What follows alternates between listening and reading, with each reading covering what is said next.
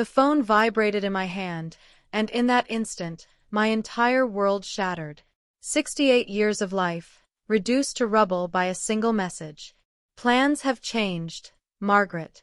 You won't be joining us on the cruise. It's limited to our 25 closest family members. I read those words once, twice, 3 times. Each reading, I hoped the letters would somehow rearrange themselves into something different, something kinder. But they remained unchanged, cold as winter steel, sharp as a blade piercing my chest.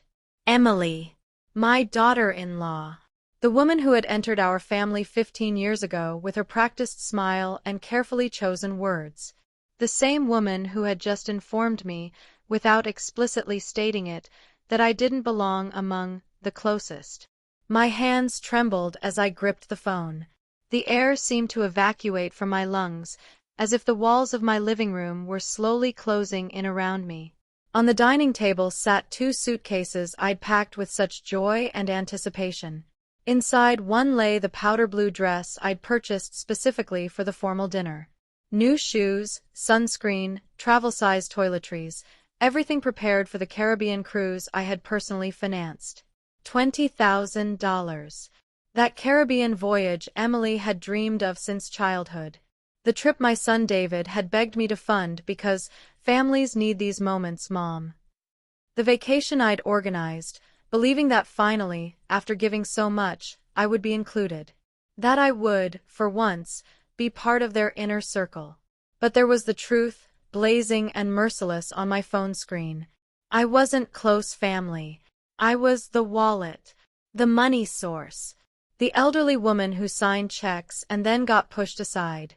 I lowered myself into the armchair where I'd rocked my grandchildren countless times, where I'd embroidered tablecloths for their home, where I'd waited for phone calls that almost never came.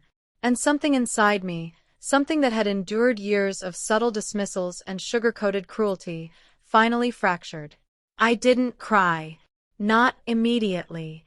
I simply sat in that oppressive silence that smells of cold coffee and abandoned dreams, clutching a phone that had just confirmed what I'd always known in my bones. To them, I was disposable. But what Emily didn't know, what none of them could have imagined, was that this quiet woman, this accommodating mother-in-law who never caused trouble, had just made the most powerful decision of her life. I was going to vanish.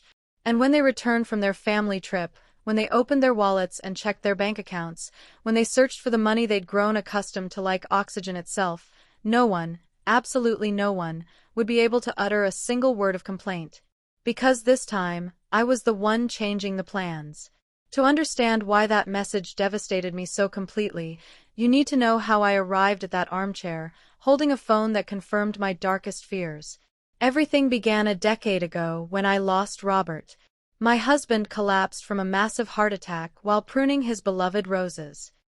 He fell among the flowers he'd tended with such devotion, and I was left alone in a house that suddenly felt cavernous, silent, and suffocatingly empty. David was my only child, my reason for continuing after Robert departed. When he appeared at my door 3 days after the funeral, eyes swollen and red, voice fractured with grief, saying, "Mom, I promise you'll never be alone," I believed him with my whole heart. I desperately wanted to believe him. Emily entered my life 6 months later. She was attractive, well-mannered, with that smile that somehow never quite reached her eyes. But David looked at her as if she were the sun itself. I thought, if he's happy, then I'm happy. Their wedding cost $45,000. I paid every single cent.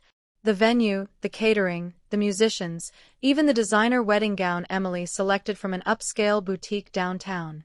My family doesn't have the financial resources, Mom, David explained. You understand, right? I understood. I always understood. 2 years later, they needed an apartment. David worked in sales, but his salary barely covered basic necessities. Mom, if we had our own place, we could really grow. Start a genuine family. $480,000. That's what the 3-bedroom apartment in the desirable neighborhood cost. I put the deed in his name, Naturally. So he has security, the notary told me. So my son has something that's truly his, I replied. Then came the business venture. A sports supplement store that David swore would be our financial salvation. 75,000 in startup capital. Inventory, rent, permits, everything. In 2 years, I'll repay you every last dollar, Mom. I swear on Dad's grave. I never saw a cent returned. But then the grandchildren arrived, and with them, renewed hope. Mason and Chloe, my beautiful babies. I believed that with them, everything would transform, that the family would unite, that I would have a renewed sense of purpose. I purchased cribs, strollers, complete wardrobes, endless boxes of diapers. I paid for pediatrician visits, daycare, swimming lessons. Every birthday became a party I financed. Every Christmas, I was the one who filled their tree with gifts. And the monthly stipend, $3,500. Every month, without fail, to help with expenses. So Emily wouldn't need to work and could dedicate herself to the children. So my son wouldn't feel overwhelmed by responsibility. Over 10 years, I calculated once, I'd invested over $1 million in them. And what did I receive in return? 5-minute phone calls on Sundays. Obligatory visits on my birthday where Emily checked her phone every 10 seconds. Grandchildren who called me Grandma Margaret with the same emotional distance they might greet a neighbor. But I continued giving, because that's what mothers do, isn't it? We give until nothing remains. We love until we forget to love ourselves. Emily was never openly cruel. She was worse than that. She was polite, correct, and cold as marble. When I suggested something, she would smile.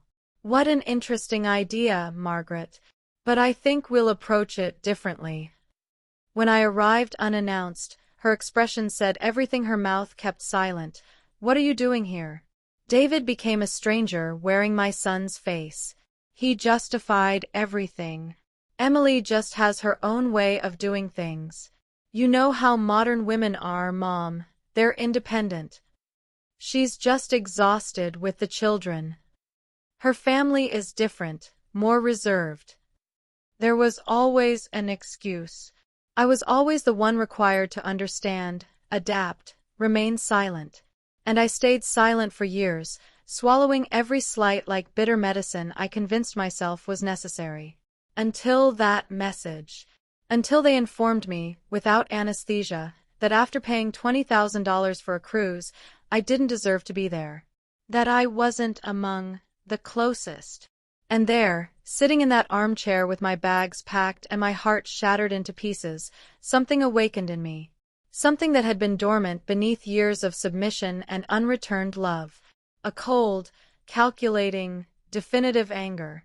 But before I acted, I needed to understand one more thing. I needed to confirm whether this was a mistake, a poor last-minute decision, or if this was truly how they perceived me. What I discovered 3 days later removed every last trace of doubt. 3 days before I received that message, I still harbored hope. It was Thursday afternoon. I'd gone to David's apartment to bring them a casserole I'd prepared. My mother's recipe, the one Robert had loved, the one I'd guarded like a family heirloom. I thought Emily might appreciate it. I thought perhaps we could share something meaningful. I rang the doorbell twice. No answer, but I heard voices inside. Laughter. I used the spare key David had given me for emergencies. I entered quietly, holding the hot casserole dish carefully. David? Emily. It's me. I brought food. More laughter from the master bedroom. And then I heard it. Emily's voice, loud and crystalline, talking on speakerphone. Oh, Mom, you won't believe the performance I had to give. The old woman actually wanted to come on the cruise, as if she were one of us. Can you imagine? 7 days trapped on a boat with her trailing behind us everywhere, offering opinions nobody requested. I froze in the living room. The casserole dish trembled in my hands.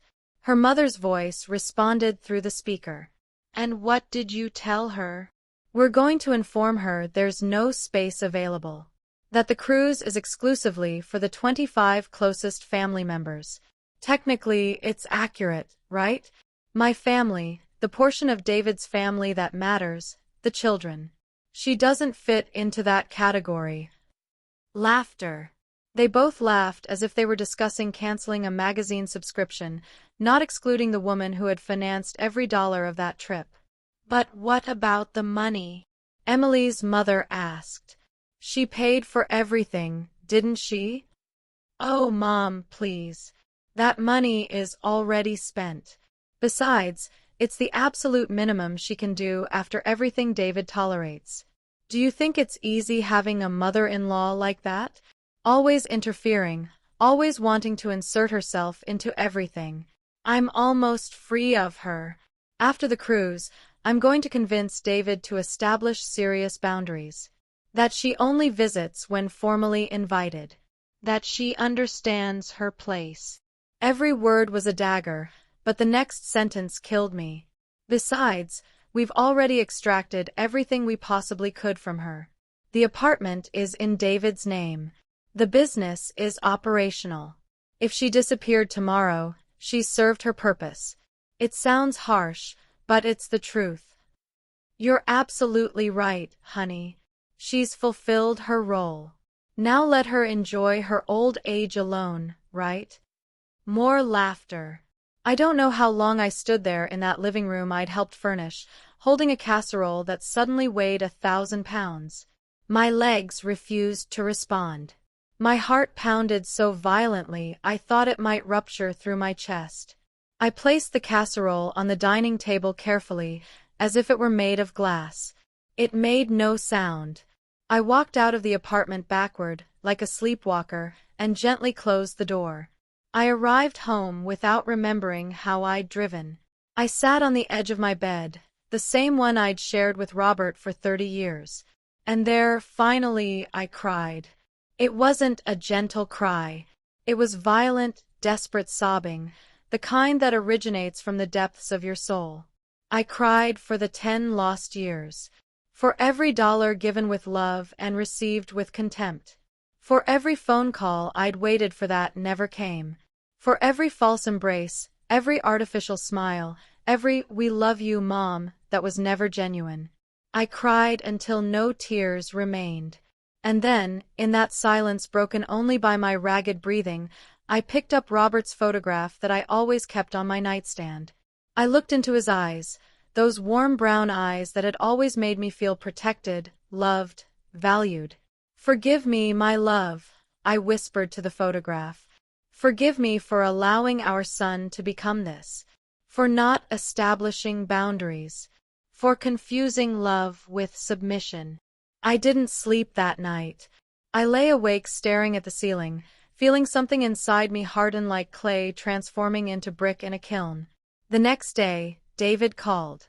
"Mom, did you come by the house yesterday?" Emily found a casserole on the table. "Yes, David. I brought you food." "Oh, that's thoughtful. Listen, about the cruise, there's a small change of plans." And then the message arrived. The message that would confirm everything I'd overheard. But this time, when I read those cold words, when I saw that my son didn't even possess the courage to tell me himself, something strange happened. I no longer felt pain. I felt clarity. A cold, sharp, perfect clarity like a diamond. Because I finally understood something I should have understood years ago. The love you beg for is worthless. The respect you plead for is a lie. And the family that only seeks you when they need something isn't family, it's a business transaction. And I had just decided to permanently close that business.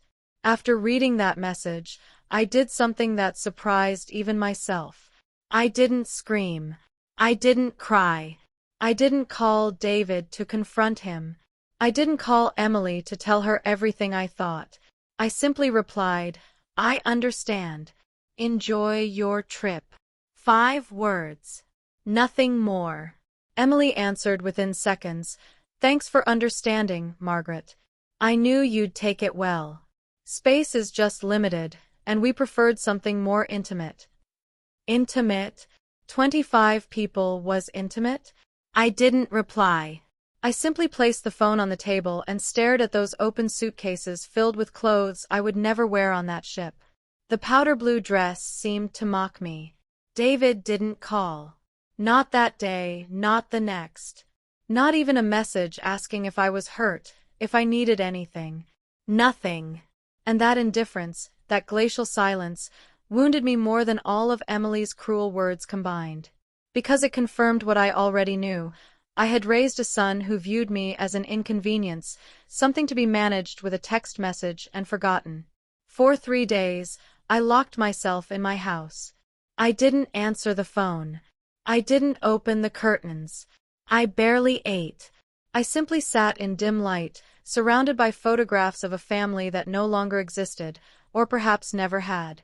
Mason as an infant in my arms. Chloe blowing out her 3rd birthday candles. David at his college graduation, embracing me, saying, "I accomplished this because of you, Mom." Lies. All lies preserved in photo paper. On the 3rd day, someone knocked on my door. It was Linda, my neighbor, my only true friend in this world that had grown so lonely. "Margaret, open up. I know you're in there." I didn't want to see her. I didn't want anyone to witness me like this, broken, defeated, finished. But Linda is persistent. She continued knocking until I had no choice but to open the door. She examined me from head to toe, my wrinkled robe, my uncombed hair, my eyes swollen from crying. She said nothing. She simply walked in, closed the door behind her, and embraced me. And there, in the arms of a woman who didn't share my blood but shared my pain, I cried again. I told her everything. The message. The conversation I'd overheard. The 10 years of giving without receiving. The $1 million invested in a family that viewed me as an ATM. The cruise I'd financed that I wasn't invited to attend. Linda listened in silence, holding my hands. When I finished, her eyes brimmed with tears, but her voice was firm as steel. "Until when, Margaret? Until when are you going to allow them to use you like this?" "He's my son, Linda. He's all I have left of Robert." "No," she said, squeezing my hands tighter. "Robert left you much more than an ungrateful son. He left you beautiful memories. He left you this house.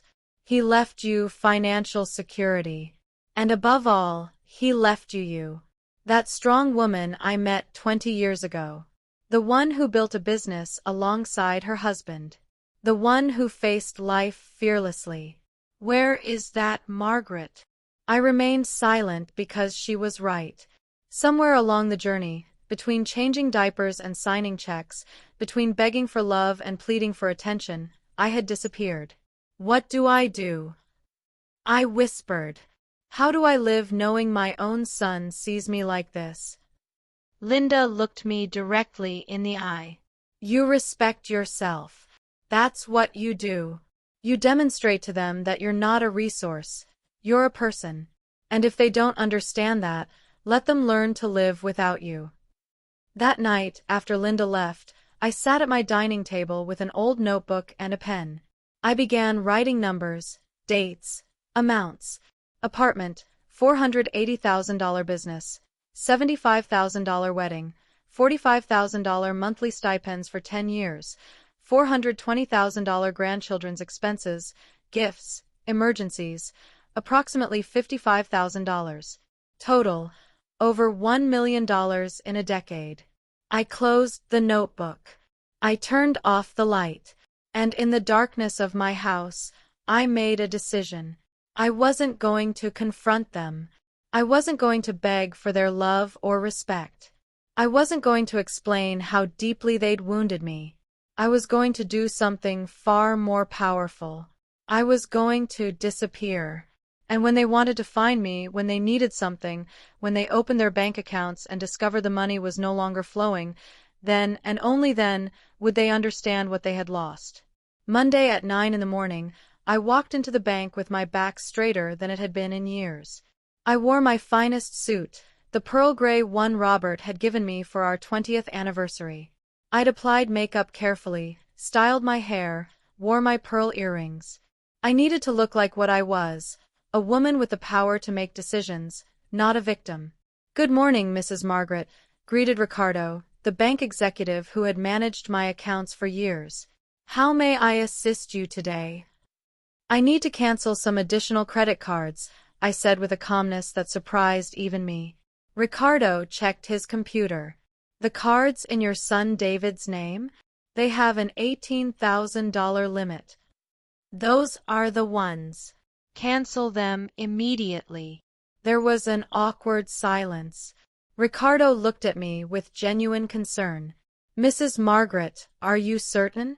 These cards have been active for 8 years. Has something happened?" "Nothing that concerns you, Ricardo. Just do as I've requested." He typed nervously. "Done. The cards will be deactivated within 1 hour. Anything else?" "Yes. I want to withdraw $40,000 in cash." Now he looked alarmed. "Ma'am, that's a considerable amount. Wouldn't you prefer a wire transfer? It's much safer." "In cash, Ricardo." He made me sign papers. He requested additional identification. He warned me about the risks of carrying such a large amount of cash. I simply nodded, waiting. 40 minutes later, I walked out of the bank with an envelope full of bills in my purse. The second matter to address: I also want to cancel the automatic monthly transfer, the $3,500 one that deposits into your son's account on the 5th of every month. That one. Ricardo didn't ask any more questions. I think he understood something serious had occurred. "Do you want to keep your investments and other accounts intact?" "Of course. Just cancel everything directly related to David." When I left the bank, I felt something strange in my chest. It wasn't relief. It wasn't satisfaction. It was freedom. Like removing a shoe that's been pinching you for so long you'd forgotten how it felt to walk without pain. But I wasn't finished.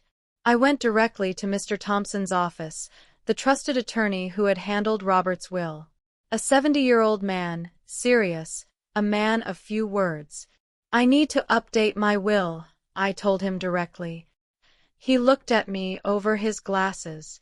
"Any particular concerns, Margaret?" "Let's just say I've gained some clarity." We spent 2 hours reviewing documents. The apartment was in David's name. Nothing I could do about that. But my house, my savings, my investments, everything else I could control. "I want to leave very specific instructions," I said. "If anything happens to me, my house does not go to David. It goes to a foundation supporting elderly women who have been abandoned by their families." Mr. Thompson raised an eyebrow. "That's quite unusual." "It's fair." "And your savings?" "The same. David already received his inheritance during my lifetime, more than most children ever receive." I signed the documents with a firm hand. The attorney prepared a sealed copy that I kept in a safe deposit box. Another copy remained in his office with clear instructions. If David asked about me, he could be given the letter I was leaving. The letter simply stated, "David, if you're reading this, it's because you're searching for me.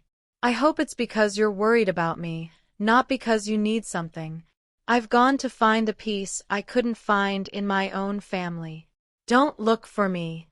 When I'm ready, I will contact you. Your mother, Margaret." I left the office feeling as if I'd just closed a chapter of my life. But the most important part remained. I returned to my house and began packing. Not the cruise suitcases. I left those open on the bed as evidence of a life that no longer served me. I packed a different suitcase. Comfortable clothes, flat shoes, photographs of Robert, my grandmother's recipe book, my important documents. I called Linda. "Can you watch my house for me?" "What are you going to do?" "Something I should have done years ago." I'm going to disappear. Where will you go? Remember Seabrook Harbor? The coastal town where Robert and I used to vacation. Margaret, you haven't been there in years. Exactly. No one will look for me there.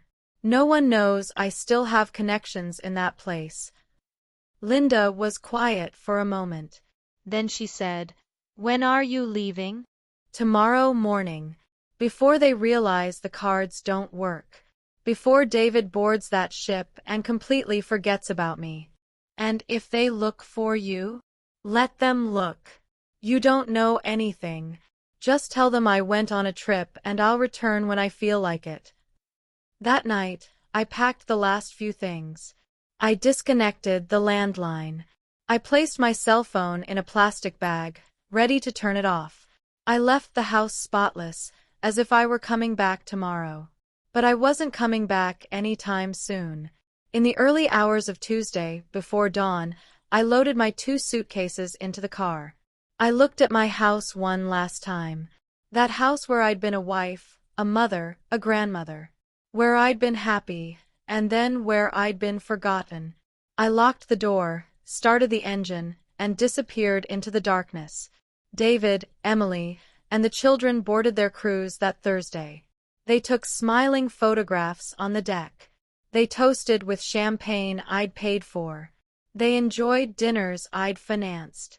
But when David tried to pay for premium drinks, when he wanted to book spa treatments for Emily, when they attempted to charge excursions in Cozumel, all the cards were declined, one after another.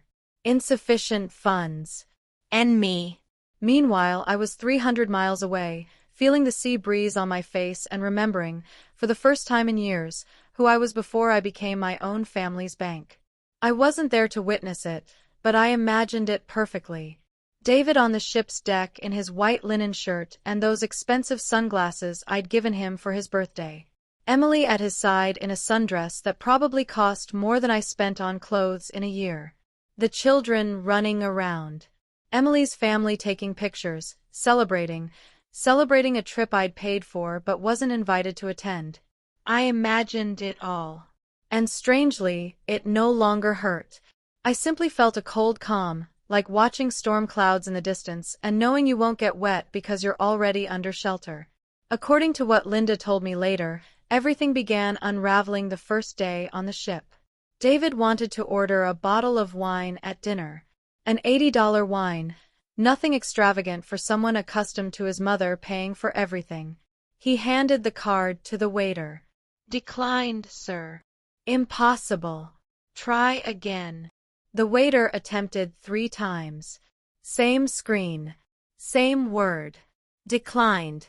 "It must be a system error," David said, perspiring. He pulled out the backup card. "Try this one." Same result. Emily looked at him from across the table with those eyes I knew well, the eyes that said, "Seriously? You're going to embarrass me in front of my family." "Excuse me," David said, standing abruptly. "I need to call the bank. It must be a security issue because we're traveling." But it wasn't a security issue. He called the bank from their cabin. The automated recording informed him, "The cards ending in 4829 and 5561 have been cancelled at the request of the primary cardholder." David dialed my number once, twice, 10 times. Voicemail. "Mom, call me. There's a problem with the cards. You must have cancelled something by mistake. Please call me urgently." I was in Seabrook Harbor with my phone turned off, walking barefoot on the beach, feeling the sand between my toes. Free. The second day of the cruise, Emily wanted to book a spa treatment. Hot stone massage, facial, manicure, the complete $250 package. "I'm sorry, ma'am. We require a valid payment method." "My husband has onboard cards." "Yes, but for premium services, we need an additional charge, and the cards you registered aren't functioning." Emily had to cancel in front of her mother and sisters, who already had their appointments confirmed. The humiliation in her eyes must have been exquisite. The third day brought excursions in Cozumel. Everyone disembarked excited. Emily's family booked a private snorkeling tour, $400 per person. David attempted to join. How will you be paying, sir? Credit card. You already know the result. Emily's family departed on the private boat. David, Emily, and the children remained on the dock, watching them go. Mason asked, "Dad, why aren't we going?" He had no answer. They ended up taking a $5 group tour, sharing a boat with 30 other tourists. Emily didn't speak the entire time. She simply stared at the horizon, her jaw clenched tight. That night in their cabin, she erupted. "What did you do to your mother? Why did she cancel the cards?" "I don't know, Emily. She's not answering. No calls, no messages. It's as if she vanished into thin air." "Well, you'd better fix this immediately. You're making me look absolutely ridiculous in front of my family. Do you know how many times my sister has commented that we can't afford anything? How many pitying looks I've received? And what do you want me to do? I don't know where she is. Find her. She's your mother, for God's sake. How can she just disappear like this?" David tried calling Linda. She answered with a calm, almost bored voice. "Margaret? Oh, yes. She told me she was going on a trip. Didn't mention where. Said she needed time for herself." Time for herself? Seriously? Right now? David, your mother is 68 years old and has never done anything purely for herself. I think she deserves it, don't you? Did she say when she's coming back? No. And frankly, I wouldn't be surprised if she takes all the time in the world. He hung up, frustrated and confused. The remainder of the cruise was a silent disaster. David and Emily ate at the basic buffet while the rest of the family dined at specialty restaurants. They drank water while others ordered cocktails. They remained on the ship while others went shopping in the ports. And every time Emily's parents asked, "Are you sure you don't want to join us? Are you on a budget?" the humiliation deepened. On the final day, when the ship returned to port, David had deep, dark circles under his eyes. Emily hadn't spoken a word to him in 2 days. The children were confused, sensing the tension but not understanding it. As they disembarked, Emily whispered to him with venom, "Your mother did this to us deliberately. And when you find her, you're going to have to choose, David. It's either her or me, because I refuse to continue living like this."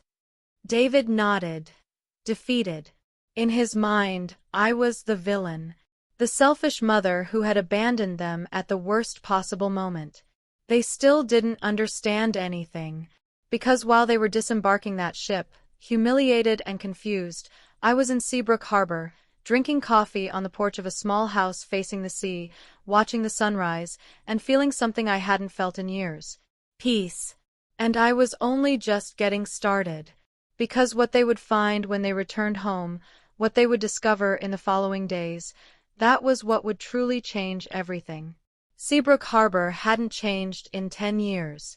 The same cobblestone streets. The same colorful houses faded by sun and salt air. The same smell of ocean and fresh pastries wafting from the diners at dawn. Robert and I used to come here every summer when David was young. Before money became the only thing connecting us. I rented a small house 2 blocks from the beach. $50 a night. Nothing fancy. 2 rooms, a kitchen with a gas stove, a porch with a wicker rocking chair. But it possessed something my house in the city had lost years ago. Silence. The first few days, I simply walked on the beach, along the boardwalk, through the small market where vendors sold fresh fish and mangoes so sweet the juice ran down your elbows. No one knew me. No one asked anything of me. No one expected me to be anyone other than an older woman enjoying the sea. I was invisible. And for the first time in my life, that felt like a gift. One morning, I discovered a bookstore on the corner of the main square. It was old, with a faded wooden sign that read, "Seaside Books." The windows were filled with used novels, some with pages yellowed by the salt air. I entered more from curiosity than anything else. Inside, it smelled like old paper and fresh coffee. The shelves reached the ceiling, so full it seemed the books were holding each other upright. Behind the counter sat an older man reading, with thick glasses and a steaming mug in his hand. He looked up when the bell above the door chimed. "Good morning. Come in. Make yourself at home." He was 72, I learned later. White hair, deep wrinkles around his eyes, large hands marked with small scars, hands that told stories. I browsed the books without really seeing them. He continued reading, not pressuring me to purchase anything. That comfortable silence was something I hadn't experienced since Robert died. "Looking for anything particular?" he finally asked. "I don't know," I answered honestly. "I think I'm just looking for a place where nobody knows me." He nodded as if that were the most natural thing in the world. "This is an excellent place for that. I've been here 15 years, and there are still days when people forget my name." He made me laugh. A small, rusty laugh, but genuine. "I'm Arthur," he said, extending a hand over the counter. "Margaret. First time in Seabrook Harbor, Margaret?" "No, I used to come here many years ago with my husband." "And now you travel alone?" I hesitated, but there was something in his eyes, something warm and without judgment, that made me want to talk. "Now I'm traveling because I needed to escape from my family." Arthur wasn't surprised. He simply pointed to a chair beside the counter. "Sit down. I just made coffee. And if you want to talk, I know how to listen. If you don't, that's perfectly fine too. But no one should drink coffee alone." And so it began. I sat in that rickety chair with a mug of hot coffee in my hands, and I started talking. Slowly at first, like someone testing water with a toe. Then faster, like a river finding a crack in a dam and unable to stop. I told him everything. Emily's message. The conversation I'd overheard. The $1 million invested in a son who viewed me as an ATM. The cancelled cards. The disappearance. Arthur didn't interrupt once. He simply drank his coffee, nodded, and looked at me with those eyes that had witnessed much of the world. When I finished, tears streamed down my cheeks. I hadn't even realized I was crying. "I'm sorry," I said, wiping my face, embarrassed. "I don't know why I'm telling you all this. You don't even know me." "That's exactly why," he replied gently. "Sometimes it's easier to talk to a stranger than to someone who thinks they know you." He was quiet for a moment, looking at his empty mug. Then he said something I'll never forget. "You know, Margaret, my wife died 15 years ago. Cancer. When she passed, my 3 children fought over the inheritance before she was even cold. They wanted the house, the savings, even the furniture. Not one of them asked how I was doing. Not one invited me to live with them. They just wanted what they believed was theirs." I remained quiet, listening. "You know what I did," he continued. "I came here. I sold everything. I bought this bookstore. And I told my children that when they learned to see me as a father and not an inheritance, they could come find me." "And did they?" He smiled sadly. "One did." After 5 years, he appeared with tears in his eyes, asking for forgiveness. The other 2 are still waiting for me to die to see what remains for them. "Doesn't it hurt?" "Every day." But you know what hurt more? The years I wasted begging for their love, justifying their selfishness, confusing my obligation to provide for them with their obligation to love me. He looked me directly in the eye. "The love you beg for is worthless, Margaret. Your son needs to learn that you are a blessing, not an obligation. And if he never learns it, at least you will live with dignity." Those words struck me like a wave. A blessing, not an obligation. When had I stopped feeling like a blessing to my family and started feeling like a burden who was only useful when she brought money?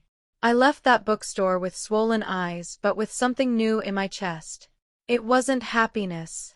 Not yet. It was more like hope. The possibility that maybe, just maybe, my life hadn't ended when Robert died. That maybe there was still something of me worth rescuing. I returned to the bookstore the next day, and the next, and the next.